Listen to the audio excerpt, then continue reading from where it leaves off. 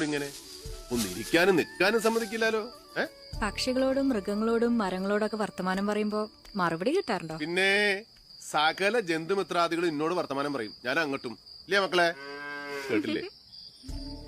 അല്ല, ഉറങ്ങാറായില്ലേ? ഇല്ല.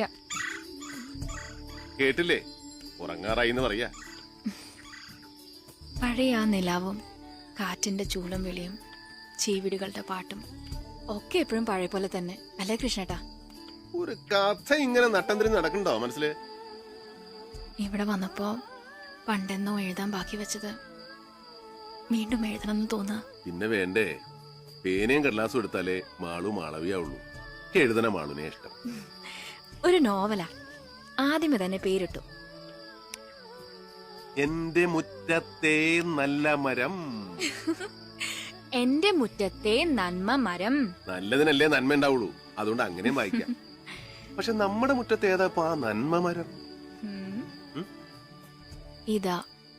ഇതാ എന്റെ മുറ്റത്തെ നന്മ മരം.